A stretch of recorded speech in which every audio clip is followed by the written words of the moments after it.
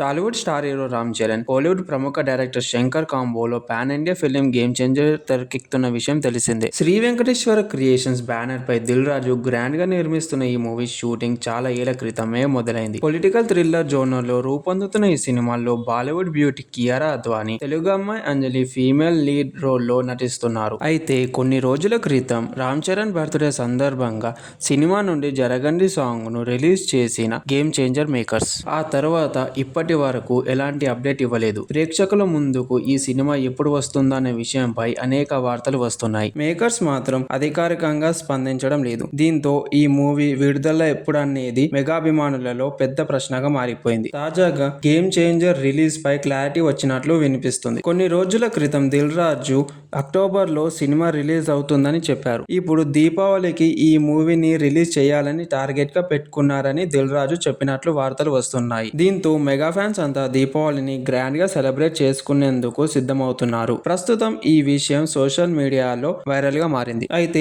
ఈ cinema CG work పూర్తయినట్లు సమాచారం. Regular post production work మాత్రమే బ్యాలెన్స్ ఉన్నట్లు తెలుస్తుంది. త్వరలో మేకర్స్ సినిమా రిలీజ్ డేట్ పై అఫీషియల్ అనౌన్స్మెంట్స్ ఇస్తారని చెప్తున్నారు. ఏదేమైనా జూలై 2వ వారంలో గేమ్ చేంజర్ విడుదలపై క్లారిటీ వచ్చేయనుందని చెప్తున్నారు. ఒకవేళ ఏదైనా కారణాల వల్ల దీపావళి మిస్ అయితే క్రిస్మస్ కు రిలీజ్ చేయనున్నారని అంటున్నారు.